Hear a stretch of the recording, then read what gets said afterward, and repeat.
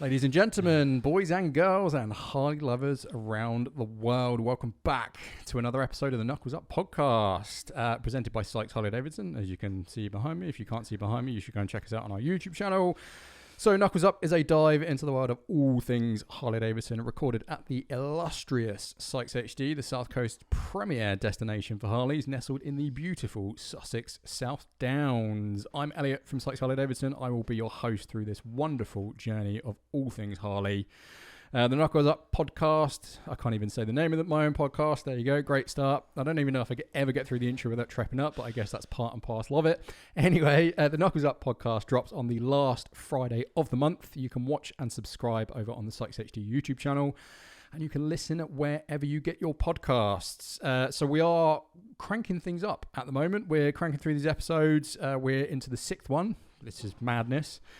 We've had some great feedback from our listeners so far. We're always up for any suggestions of what you might want to hear or see in future episodes. So, you know, we do see the comments, we do see the feedback. It's a huge thank you as well to anyone that has reached out so far. But, you know, this podcast is ultimately for anyone listening, if anyone is ever listening. Hopefully there's one or two of you out there. But like I say, you know, if there's anything you want to see from future episodes, please do let us know. We want to make sure we are catering for our listeners / viewers. So by all means, reach out, and a massive thank you to anyone that has stuck with us this far. So before we get stuck in, I just want to remind our listeners that the day that this goes out, we're currently recording before, but it will be officially Black Friday, 24th of November. So we're full swing of Black Friday here at Sykes Harley-Davidson. We've got some great deals on both new and used bikes, with some pretty serious savings to be had. So if you're listening to this on Black Friday, go and check the website out. There are a few bikes in stock that I think have actually got a few grand off. So come and see us in store, check the website. Don't hold me to the fact that I've just said there's a few bikes with a couple of grand off. It may or may not be true. Depends on the sales. Depends how good the sales team would be. Anyway, I digress. I keep always going down rabbit holes sometimes. But yes, full Black Friday. Bikes, accessories, clothing, absolutely everything. We're going to be open all weekend with the exception of Sunday. So actually not all weekend. I'm literally lying already. I do apologise. I'm not usually this bad with lies. But anyway, well, let's make it less awkward for the kind gentleman sat next to me whilst I keep waffling on. I mean, just make a point, obviously, if you are listening to this after the day we've gone live with the episode, then it might be the case that we're not, in fact, on sale. Again, don't please hold me to this. Just make sure you listen to the podcast on the day that they go out. In which case, if you are listening to it, then sale on. If not, then it's no sale. But that's really not confusing at all. I'm confusing myself anyway. This is quite a tangent. This is quite a I tell you what, I mean, let's get into it. So without further ado, and to minimise the awkwardness of the lovely guest sat next to me whilst I ramble on, let's get stuck into the episode. So for this episode number 6, we are going back into the Sykes workshop, and I've managed to drag up one of the techs who recently attained the rank of master. There's definitely a Star Wars joke in there somewhere, but I don't know if this is the right audience. I've even written that in brackets because, you know, great script. And after all, if there is a Star Wars joke there, you know, let us know. I might have a giggle. Anyway, God, that's a ramble, isn't it? Please, everybody, welcome to the Knuckles Up podcast. Sykes Master Tech, Mr. Joey Matthews. Welcome, Joey. Hello. How are we doing? All good? We've got Very you out of the good, workshop. Yeah. You didn't scrub up as well as Rob did, but no. He put a shirt on and everything. I don't know if there was makeup involved, but possibly. I wouldn't know. He might have had to put a little bit on because he was quite white in the face when he sat down next to me. Probably. I know he was nervous about doing his, and I feel just the same. So I'm going to say the same thing as I did to Rob. If you do anything, please try and talk down into the microphone. Okay. So it makes my life a little bit easier. This is the one thing as being a podcast. Like, everyone needs to remember that you're not chatting to me. I'm just the mug that sits here and tries to get people to talk about stuff for a while.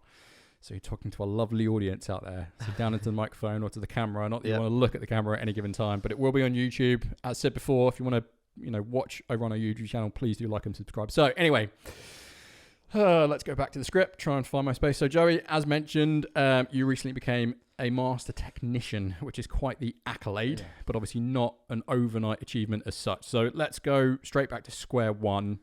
How did this journey start for you? Would you want to go back to when I started? Let's go right back to you. We're not going to do, you know, sort of the day you were born kind of thing. But if we can fast forward to, I don't know, when did you first get into the realm of being a mechanic as such?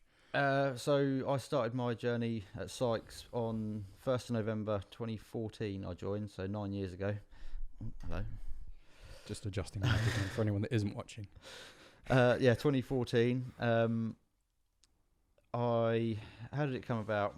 I bought my first bike my first Harley from Sykes. What was that first bike? I had an Iron, A83 Iron. That's a good entry-level bike into the world of Harleys. I was quite lucky. It came in used with...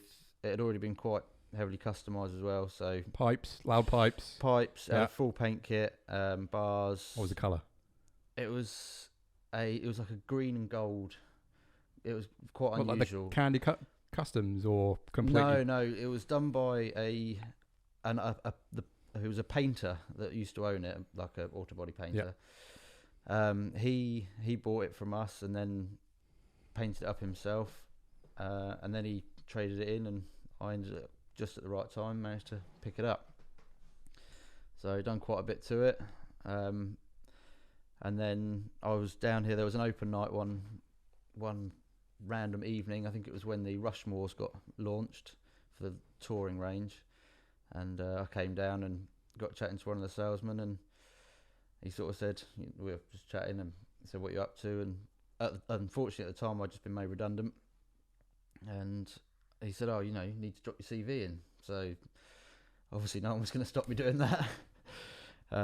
Dropped my CV in the next day, and then the day after that I had a sit down with the previous owner, John Shaw, and then the rest is here we are. So 2014. I mean, I don't know if it's rude to ask what your age is now. I probably should know this, being an attentive colleague. I am 30 now, so I started here when I was 21.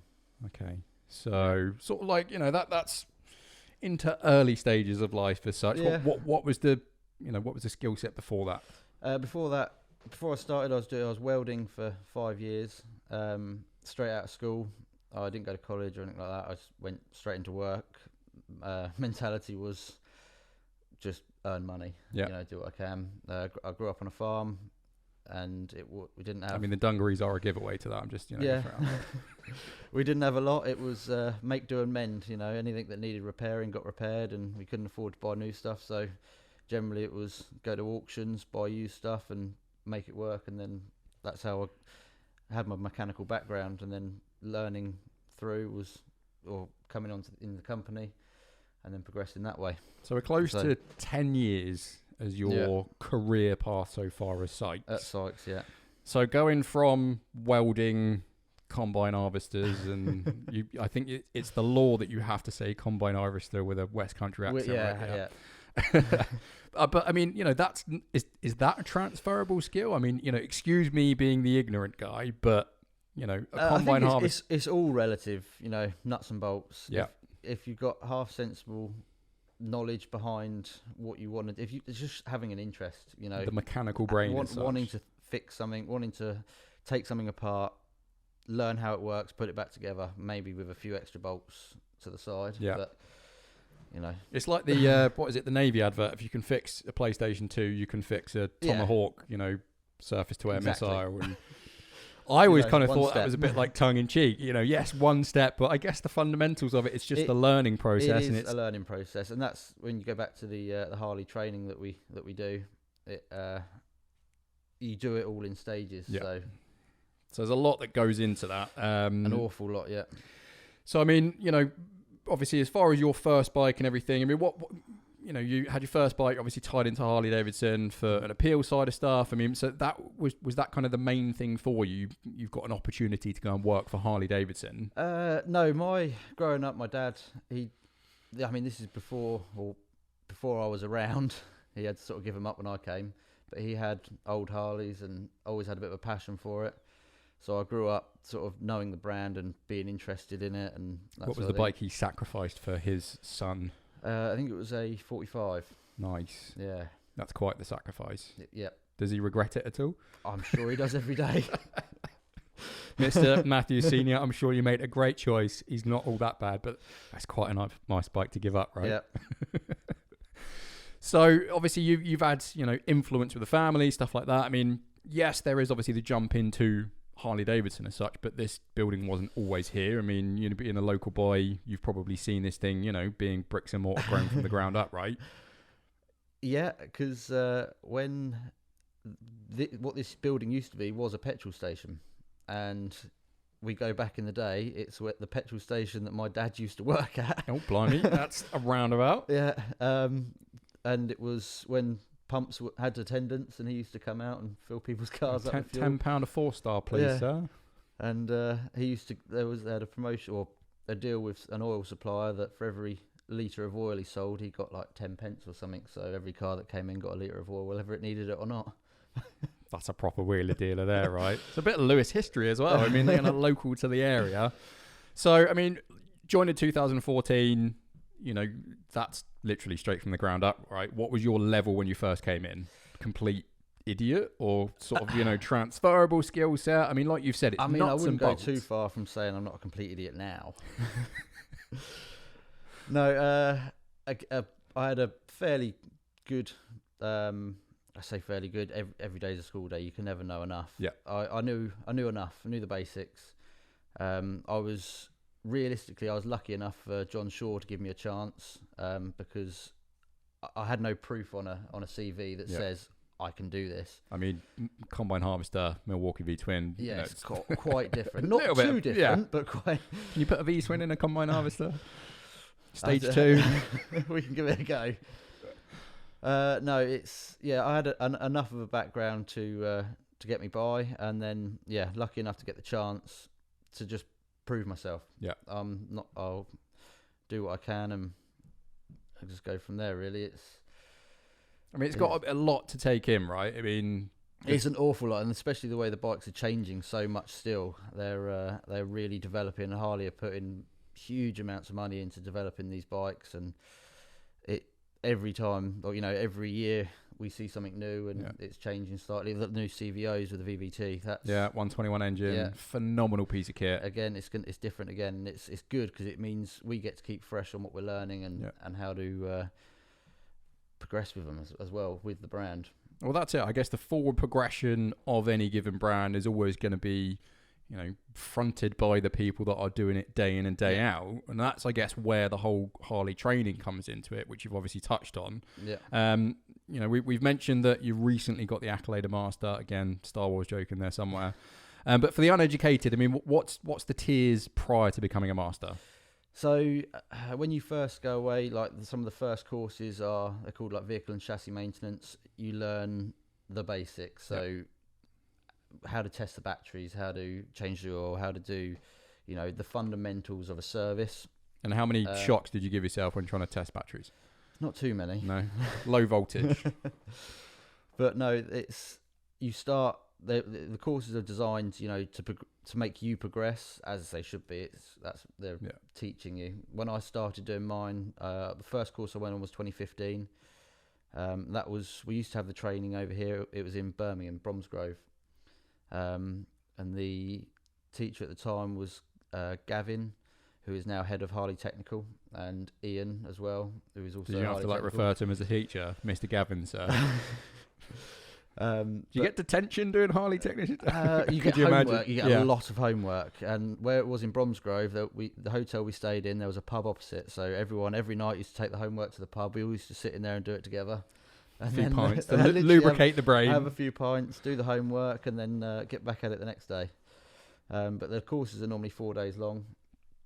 And then I couldn't tell you how many I've actually done now to get to this point. I probably should have looked that up before we started. Well, I can tell you, it's on my notes. I know the hours that go into it. So you're not allowed to jump too far ahead. So we go from, I mean, what are the defined levels as such? So you start as staff. That's the beginning one. Staff, then technician, then advanced technician, expert, and then master tech. So 5 tiers that you have to work your way up through. So you've mentioned all the time and effort that goes into it, all of the homework and stuff like that. I mean, because the depth of Harley's offering, what we look at now, I don't know how many bikes have been released over the years, but I imagine you need to have a very thorough understanding of the bulk of the Harley range, right? Yeah. You've got to know the difference between a Dyna to a V-twin and all these things. I mean, even for me, being probably close to 2 years that I've been at Sykes now, it's still a learning curve for me. Yeah. And I mean, that's without just scraping the surface. You need to know the ins and outs of stuff like that. So obviously part of that, we've touched on the hours that go into it. So officially, there are 400 hours of training that go in to become certified as a master technician. So from your perspective, that's a lot of time, right? It is, yeah. A lot of, time of your life tied into the Harley-Davidson brand, but ultimately making you the best possible person that you can be. And that is, the outcome that's wanted. You want someone with, it's not all about, how quick can you get through it. It's got to be experience along the way as well. Proper thorough. Yeah. Say I've been with the company 9 years now, and I am still learning every day how these bikes work, and there'll be stuff that you don't touch on for ages, and then it'll come in and it's like, oh, bit of a head scratcher. But that's again where we've got a brilliant team down there where everyone's got a bit of knowledge on everything, so we all help each other out. It's not a one-man band by any means. We got Neil in there, that does the custom stuff. He's got a wealth of knowledge that's you can just pull on him. I'd love to get inside his brain to see how you wouldn't. His brain is probably the wrong place for you. But I think, like, on the custom side of things, I mean, I think there have been times where I've had to be involved with the conversation, like the Trailblazer bike, as an example. But to see the crossover of knowledge between all of you guys there, that's such a unique offering. Although there is all those hours that go into obviously the training side of stuff, but I guess the invaluable kind of bit is that knowledge that everybody has. Absolutely. We're so lucky because, I mean, there's 7 of us in that workshop. Then you chat to other dealerships and some of them only got 2, maybe 3 technicians. I mean, there's a lot of hours that have gone in for everybody there. We don't necessarily have all master technicians, but everybody is, very, very credible at what they do. Yeah. And all of those hours that go into it, I mean, even I guess if we say averages of a couple of 100 hours per tech, we're probably well over like 1,000 hours, 1,500, if not further than that all of our technicians that have put into it. And I guess from a customer perspective, that must really, really just make you feel assured that is why you go to a certified technician, right? Yeah, absolutely. It's, it's not even just the instructor-led training that we have to do. There is, every month, there's another 3 online courses that we have to do. Constantly being tested, like H-D University. It is, they're always on us. But I guess that's good, though, in a way, that you've got that feed of effect. I suppose it's free education. Yes, the fundamentals are you kind of need to know it because you're paid to do so. Yeah. But to have that constant feed from such a big company such as Harley, I guess that's where, the brand has held itself in such high regard for so many years, is that they put the effort into their staff to be as good as possible, right? Yeah, it all comes back to giving the customer probably a good experience, for the best experience. Yeah. It's that's why Harley have to put so much on us to get us through it. Otherwise, it's sort of... You probably see a lot of it, like, my mate down the road can do an oil change kind of thing. And then half the time, a friend of mine's going to put the bars on for me. Yeah, it's fine. Have at it. Yeah, and then loose. A week later, unfortunately, it's back into us to do it, where he's pulled the wires through the handlebars wrong. So this is why, listeners, watchers, that you go to official Harley-Davidson dealers to get your official Harley-Davidson bike sorted, because they've put a lot of hours into learning this stuff.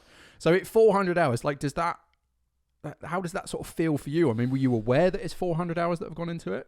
No, I wouldn't have a clue. No. It's because, for me, again, it's been so spread out. They only run the instructor-led courses through the winter as well. So, sorry, there's 3 gnomes staring through the window. Oh, is that where you're getting put off by it? Yeah, a little bit. So didn't you do it to Rob last time? Yeah, I did, yeah. So just to give context for anyone that's watching or listening, we are sat in an office at Sykes. It is a working dealership, and I think some of the techs have just poked themselves up over the window to try and put unfortunate Joey off, which they have done. So thank you, techs, for ruining our podcast. If I see him pop up again, we'll just give them a middle finger. We've been quite good so far, but they're not there. Keep it going. This is the thing, they'll throw spanner in the works, like we go off on tangents and everything. Who was it? Just let's name drop. Let's name drop. It was Pav, Rob and Gavin. See, I would have thought better of Gavin, actually. Yeah, I reckon Rob's probably bullied into it, and Pav's gone, this is going to be a great idea, let's go and do that. Yeah. 3 Stooges, right? They are very professional, say, it's not all fun and games. They are the best of the best, obviously, and not complete tools that come and try and ruin podcasts. That is what a workshop is also about. Well, that's it. It's the camaraderie yeah. between everybody in there, right? They're having a bit of fun, making the day go by. It's what's needed. I mean, you're just staring at engines and wheels and stuff for hours on end, right? Which so is interesting. Yeah. But you've got to have a joke along the way. Yeah. Whether it be 3 random heads like popping Yeah. themselves up at a window. We'll try and keep an eye out for them. Anyway, so 400 hours into becoming a master tech. I mean, you sort of touched on, I guess it's not like a naivety, but you're not really paying attention to the defined hours. You're just cracking on, right? Because it's forward progression for you. Yeah, that's it. You want to do the courses because you want to feel like you've earned something. Again, it takes so long. It doesn't feel like that for me because it took years of doing it. So you do forget along the way. Yeah, 400 hours over a decade. I mean, 40 hours a year, pretty much. Yeah. It's not really a lot when you actually put it down to that. And I guess that's it. There's a lot that you can get out of it over that time. And I suppose the sort of mandatory fundamentals of 400 hours, but then there's always going to be the unknown stuff, the things that you just learn along the way. Yeah. So you could probably argue the case that 400 hours mandatory education, but then, endless amount of hours that go on top of that for you learning, right? Yeah, of course. You never stop learning. Any technician out there that says, oh yeah, I know everything, it's just not the case. There's no way you can know everything. It's a lot to take in what we do every day. Right. So just going back to Rob, he did actually say one of the questions should have been like, what's the torque setting for a set of 8 bars on a 2015 Sport Glide or something like that. I don't know if there's a defined answer to that. I haven't got a clue. You can't know everything. You can't know everything. And that's what the book's for. Again, the books are there for a reason. Yeah. And they are our Bibles. We use them every day for... There is not a single nut or bolt on a bike that Harley haven't got a specific torque setting for. But I guess that's the recommendation. I mean, it's going to be the same across the board. I mean, NASA engineers are probably going through a very extensive checklist. Yep. Never thought you'd be likened to a NASA engineer, right? No. He's smart. He's understated. So, I mean, from a dealer side, we know all the time, work, training that goes into becoming a certified tech. But what do you think that means from a customer perspective? Just the confidence that they're getting the best service. It's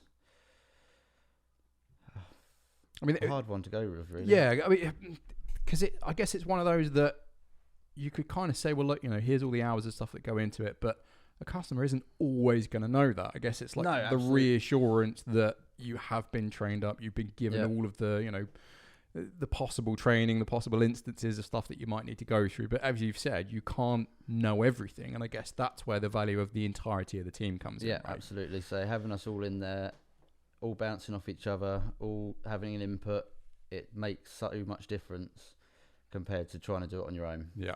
Because that's what a lot of the guys out there that do it, Fred in the shed, they are on their own, and hats off to them for giving it a go and doing what they do, because they are, again, good technicians out there.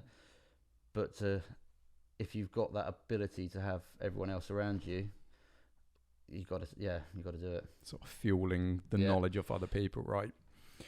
So as far as the kind of technical side, service sort of things, so we've got things like 110-point check for servicing. Yeah. We know across the board at Sykes there are some pretty meticulous staff members here, whether it's from Steve, the boss, or Adrian down in valeting, obviously Rob on the performance side of stuff. But I mean, how meticulous would you say you are when it comes to servicing? I've got a process in my head. So every service... It's just like we have every service you get a checklist. Yeah. So you can see, what's got to be done in that service. The customer gets it back so they can see as well, what we've done. That's Harley's bare minimum as such. That to me is, you just do that on most services. Yeah. Because they're all different from a 5K to a 10K. It's different. Again, that comes back to experience, looking at the bikes, knowing what certain things can come up with certain models. Yeah. For example, on Sportsters, the front engine mount bolts, they tend to wind themselves out. So it's something you learn as with experience over the years. It doesn't say that to check on the sheet, but you know to check them. So there's so much more that goes into it than just their check sheet or what you do. So how many points, I guess it's different on bikes, but if the standard is 110 point check, I mean, are you adding 30, 40 things on that? Is it just subconscious as you go in? Yeah, because as you go around it, you walk around the bike, you twist the handlebars, make sure the headstock feels okay, you spin the wheel, make sure the bearings feel okay. It might not be in for anything like that, but it could only be in for, inflate the tyres. But with instinct, you look round the bike and just go from there.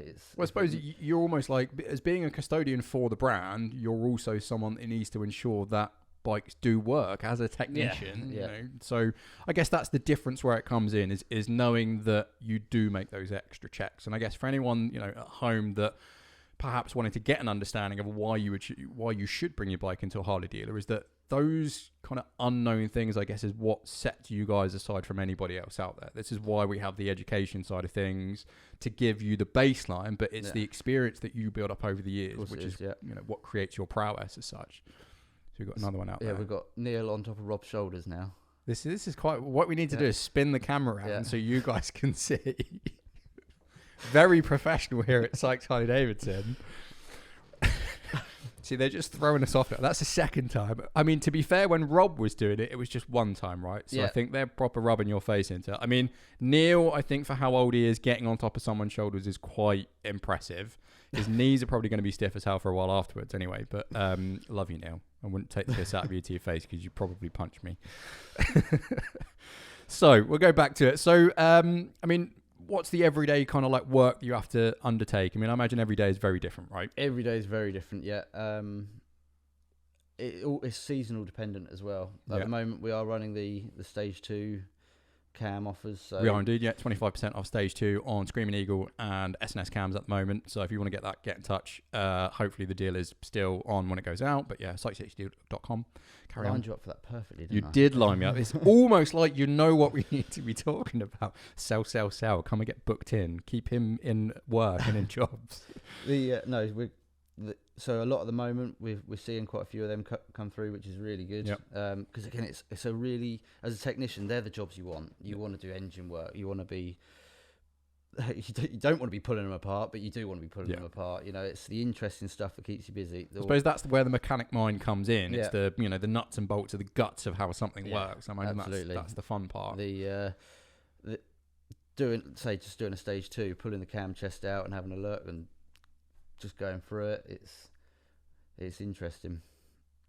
All right, I'm going to have to just throw a brief pause in because we've been so engrossed in the conversation that this is the point where I have to remember that we have to turn the camera on and off again. So not to just completely abruptly cut Joey off. That was a nice flow of things, by the way. But we're going to take our usual turn the camera off, turn the camera back on again break. So we will be back momentarily, listeners, viewers. Hopefully there won't be any more distractions at the window. But we'll be right back to chat a bit more with Joey.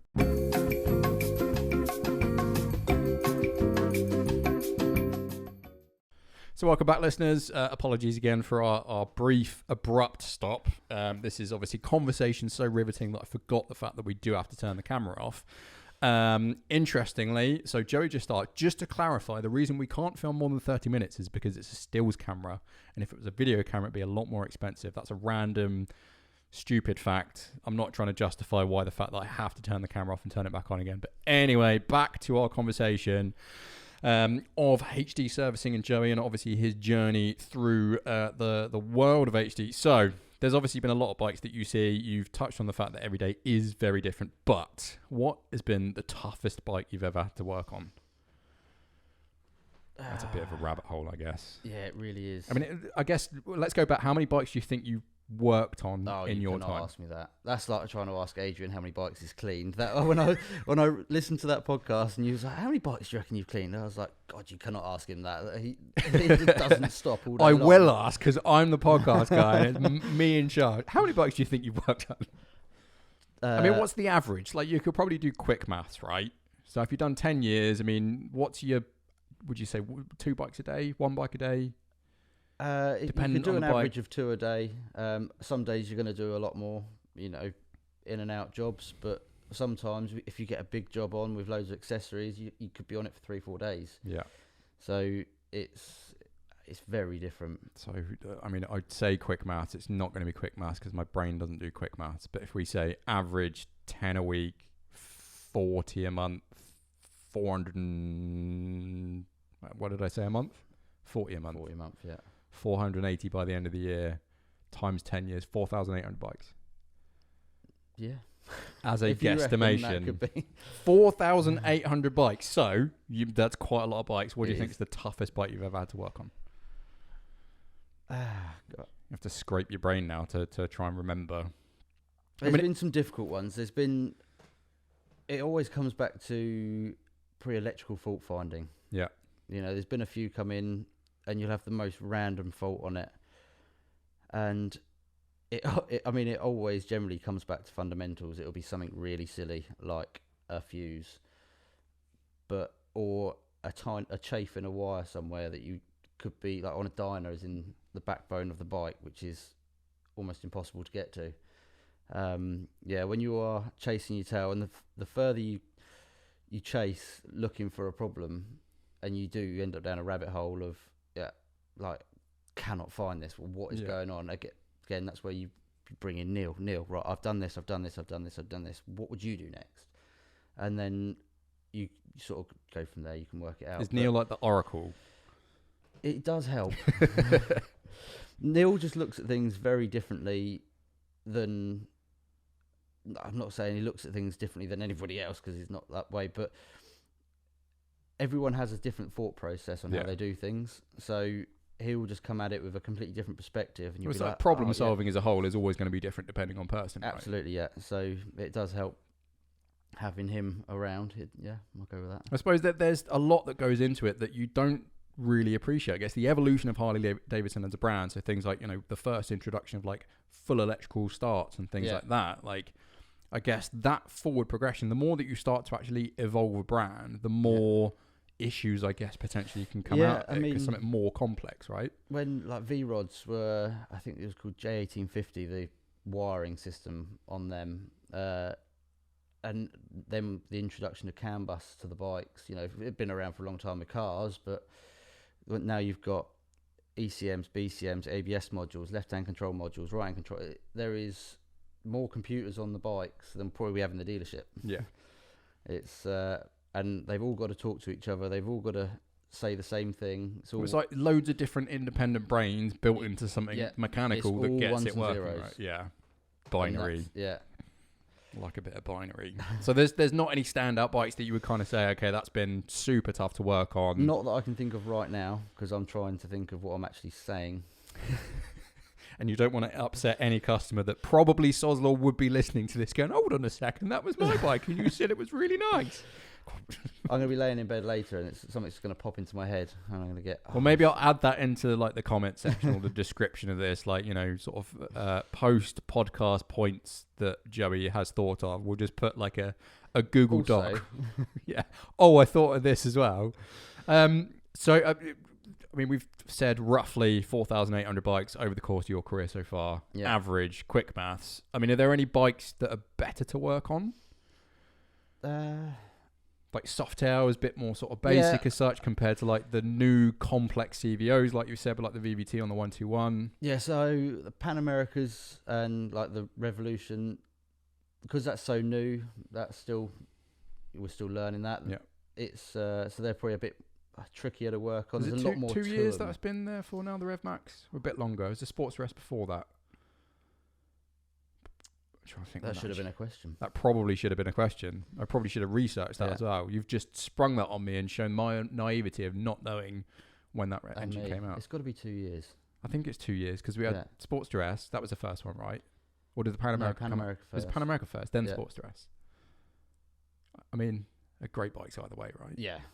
But that Rev Max engine, that's a completely different like kettle of fish when it comes to Harleys as a whole, right? I mean, I really like twin cams. I've got one at the moment that's in bits, that's getting rebuilt.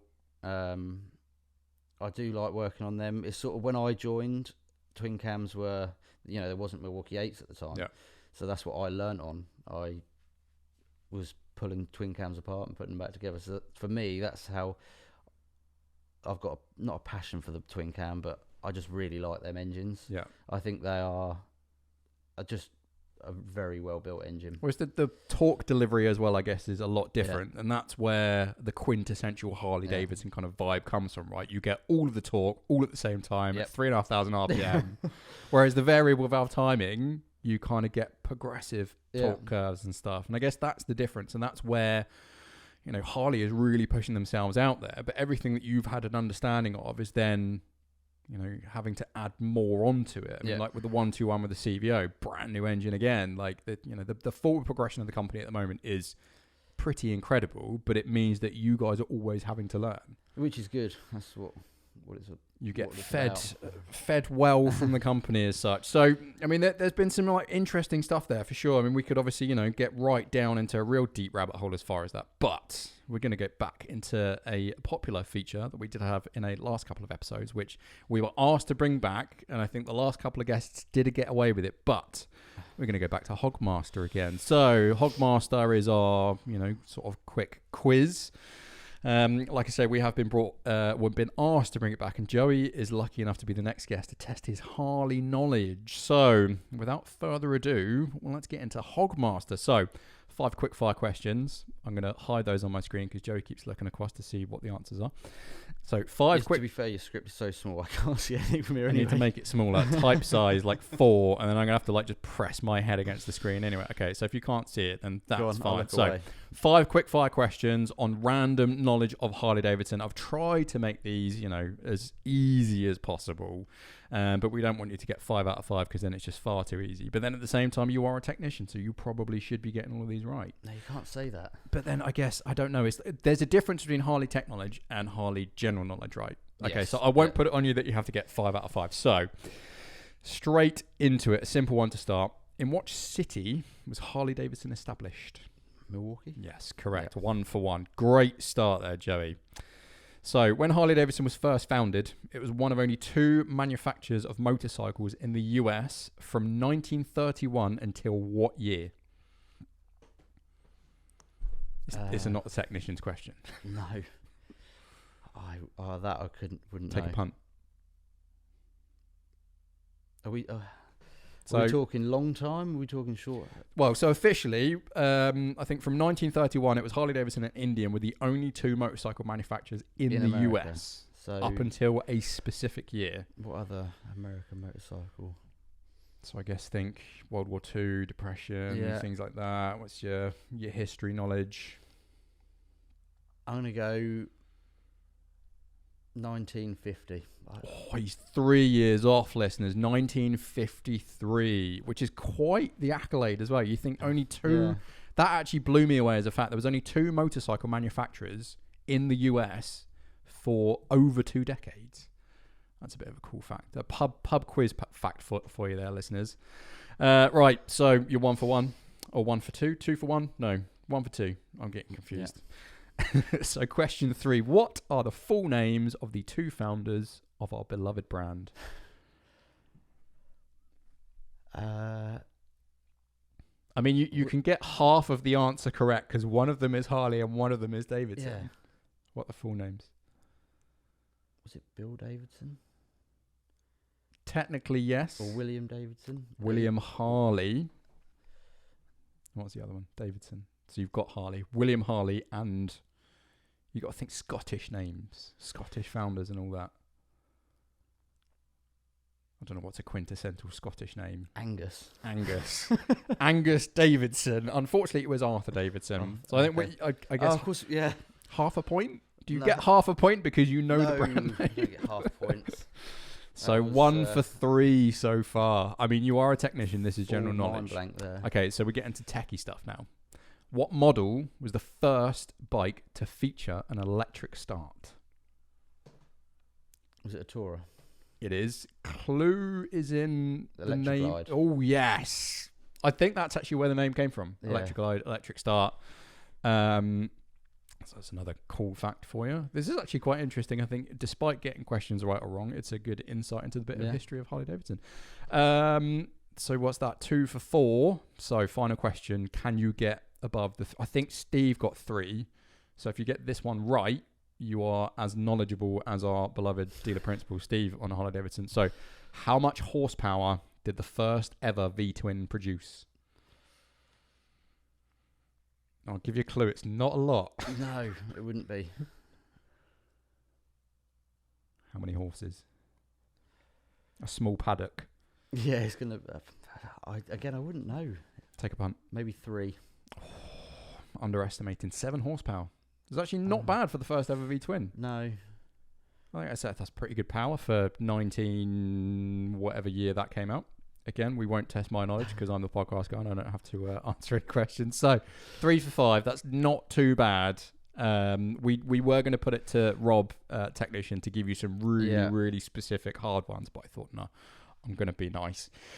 So, well, that's it. I mean, Hogmaster stuff. We've had a good chat for the service technical side of stuff. We won't keep you too much longer because this has actually been quite a bit of a long one, actually. Well, 40 minutes or so. I think we're doing pretty consistently. I can't talk. I think that's probably a good time as anything to wrap up this episode. So I think that's about it for this one, guys. A huge thank you to Joey for joining me to answer some questions. We'll leave you to get back into the workshop, as I'm sure there's lots of bikes that need looking to. So don't forget, folks, if you are listening to this in and around Black Friday, we do have some great deals on both new and used bikes. As Joey touched on earlier, deals on stage 2. Plenty of stuff on the website at the moment, so be sure to go and have a look at sykeshd.com. And as I mentioned, we do have a few bikes in stock that have got some serious money off. So if you're in the market for something new, come and see us in store, check the website out, reach out to the sales guys. We are always here and more than happy to help. As always, we'd love to hear from you, our listeners and viewers, on what you thought of Knuckles Up so far. We do listen to all the feedback. If you've got any questions that you'd like to know the answers for, please do send them in. We can do features, added stuff in a future episode, listeners' questions, segments as an example. So yeah, as mentioned, the Knuckles Up podcast drops new episodes on the last Friday of the month. You can watch and subscribe over on the Sykes H-D YouTube channel, and you can listen wherever you get your podcasts. So thank you again to Joey for coming in. I hope that wasn't too torturous for you. I do feel really bad dragging all of these staff members out to come and sit in front of a camera and microphone for 45 minutes or so of their day, but I do very much appreciate it, and it's been an interesting one to get a bit more insight into the world of Sykes and Harley-Davidson. So thank you again, everybody, for listening and for viewing. We will see you in the next episode. Thank you.